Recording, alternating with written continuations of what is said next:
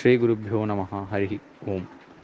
ಬೃಂದಾರಣ್ಯ ನಿವಾಸಾಯ ಬಲರಾಮಾನುಜಾಯ ಚ ರುಕ್ಮಿಣೀ ಪ್ರಾಣನಾಥಾಯ ಪಾರ್ಥಸೂತಾಯ ಮಂಗಲಂ. ಇವತ್ತಿನ ದಿನ ಪರಮ ಪವಿತ್ರವಾದಂತಹ ದಿನ. ಬಲರಾಮ ಜಯಂತಿ, ವರಾಹ ಜಯಂತಿ ಹಾಗೂ ಧನ್ವಂತರಿ ಜಯಂತಿ ಎಂಬಂತಹ ವಿಶೇಷವಾದ ಒಂದು ಪರ್ವಕಾಲ. ಸಾಕ್ಷಾತ್ ಭಗವಂತನ ಎರಡು ಅವತಾರಗಳು, ವರಾಹ ಮತ್ತು ಧನ್ವಂತರಿ. ಇನ್ನು ಬಲರಾಮದೇವರಲ್ಲಿ ವಿಶೇಷವಾದಂತಹ ಭಗವಂತನ ಆವೇಶ, ಸಂಕರ್ಷಣ ರೂಪಿಯಾದ ಭಗವಂತನ ಆವೇಶ ಎಂಬುದಾಗಿ ಶ್ರೀಮದ್ ಆನಂದ ತೀರ್ಥ ಭಗವತ್ಪಾದಾಚಾರ್ಯರು ನಮಗೆ ತಿಳಿಸಿದ್ದಾರೆ. ಬಲರಾಮ ಅಂತ ಅಂದ ಕೂಡಲೇ ಎಲ್ಲರೂ, ಅನೇಕರು ಬಲರಾಮನನ್ನು ದೇವರಂತಲೇ ತಿಳಿದಿದ್ದಾರೆ. ಬಲರಾಮನನ್ನು ದೇವರಂತ ತಿಳಿಯಬಾರದು. ದೇವರ ವಿಶೇಷವಾದಂತಹ ಆವೇಶ, ಶೇಷದೇವರ ಅವತಾರವೇ ಬಲರಾಮ. ಆ ಬಲರಾಮನಲ್ಲಿ ತನ್ನ ವಿಶೇಷ ಸನ್ನಿಧಾನವನ್ನು ಭಗವಂತ ತುಂಬಿದ್ದಾನೆ ಎಂಬುದಾಗಿ ಭಾವಿಸಬೇಕು ಅಂತ ಆಚಾರ್ಯರು ನಮಗೆ ತಾತ್ಪರ್ಯ ನಿರ್ಣಯದಲ್ಲಿ ತಿಳಿಸಿದ್ದಾರೆ. ಅವತಾರಾನ್ ಹರೇರ್ ಸಮ್ಯಕ್ ನಾವತಾರಾನ್ ಹರೇಶ್ಚಯೇ ತದಾವೇಶಾಂಸ್ತಥಾ ಸಮ್ಯಕ್ ಜ್ಞಾತ್ವ ಮುಕ್ತಿರ್ನ ಚಾನ್ಯಥ ಅಂತ ಆಚಾರ್ಯರು ತಾತ್ಪರ್ಯ ನಿರ್ಣಯದಲ್ಲಿ ತಿಳಿಸ್ತಾರೆ.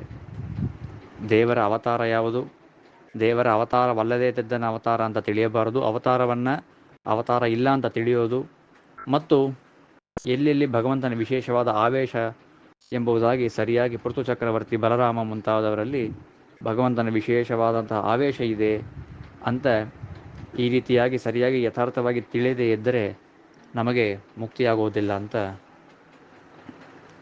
ಆಚಾರ್ಯರು ನಮಗೆ ತಾತ್ಪರ್ಯ ನಿರ್ಣಯದಲ್ಲಿ ತಿಳಿಸ್ತಾರೆ. ಅದರಂತೆ ಬಲರಾಮ ದೇವರು ತಾವು ಅವತಾರ ಮಾಡಿದಂತಹ ಪರಮ ಪವಿತ್ರವಾದಂತಹ ದಿವಸ. ಸಾಮಾನ್ಯವಾಗಿ ಬಲರಾಮ ದೇವರು ಅಂತಂದರೆ ಕೃಷ್ಣನ ಅಣ್ಣ ಎಂಬುದಾಗಿ ಪ್ರಸಿದ್ಧಿ.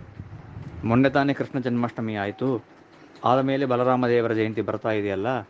ಮತ್ತು ಹಾಗಾದರೆ ಬಲರಾಮ ದೇವರು ಹೇಗೆ ದೊಡ್ಡವರಾದರು ಅಂದರೆ ಅದಕ್ಕೆ ಸರಿಯಾದ ಸಮಾಧಾನ ಏನು ಅಂತಂದರೆ, ಬಲರಾಮ ದೇವರ ಅವತಾರ ಭಾದ್ರಪದ ಶುಕ್ಲ ದ್ವಿತೀಯ ಆದ ಮೇಲೆ 1 ವರ್ಷದ ನಂತರದಲ್ಲಿ ಕೃಷ್ಣ ಪರಮಾತ್ಮನ ಅವತಾರವಾಗಿದೆ. ಅದನ್ನು ನಾವು ಇತಿಹಾಸದಿಂದ ನಾವು ತಿಳಿದುಕೊಳ್ಳಬಹುದು. ಅಂತಹ ಬಲರಾಮ ದೇವರು ವಿಶೇಷವಾದಂತಹ ದೇವರ ಭಕ್ತರು ಎಂಬುದಾಗಿ ವಾದಿರಾಜ ಸ್ವಾಮಿಗಳವರು ನಮಗೆ ತೀರ್ಥಪ್ರಬಂಧದಲ್ಲಿ ತಿಳಿಸ್ತಾರೆ.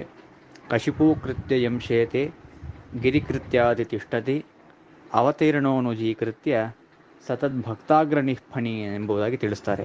ಆ ಶೇಷದೇವರು ದೇವರ ಭಕ್ತಾಗ್ರಗಣ್ಯರು ಎಂಬುದಾಗಿ ತಿಳಿಸ್ತಾರೆ. ಯಾಕೆ ಅಂತಂದರೆ, ಕಶಿಪೂ ಕೃತ್ಯ ಯಂಶೇತೆ, ದೇವರು ಮಲಗಿದರೆ ಶೇಷದೇವರನ್ನು ತಲೆಗಿಂಬಾಗಿ ಇಟ್ಟುಕೊಂಡು ತಾನು ಭಗವಂತ ಮಲಗುತ್ತಾನೆ.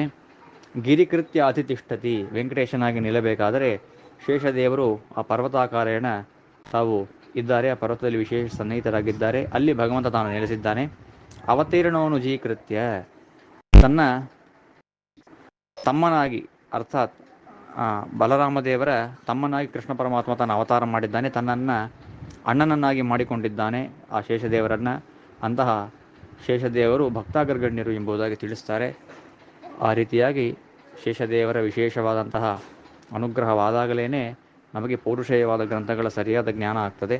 ಅಂತಹ ಪೌರುಷೇಯವಾದ ಗ್ರಂಥಗಳ ಜ್ಞಾನವನ್ನು ವಿಶೇಷವಾಗಿ ದಯಪಾಲಿಸಲಿ ಎಂಬುದಾಗಿ ಶೇಷದೇವರ ಅವತಾರರಾದ ಬಲರಾಮನ ಅಂತರ್ಯಾಮಿಯಾದ ಭಾರತೀ ರಮಣ ಮುಖ್ಯ ಪ್ರಾಣಾಂತರ್ಗತ ಸಂಕರ್ಷಣದಲ್ಲಿ ನಾವು ಪ್ರಾರ್ಥನೆಯನ್ನು ಮಾಡೋಣ. ಹರೇ ನಮಃ. ಶ್ರೀಕೃಷ್ಣ ಅರ್ಪಣಮಸ್ತು.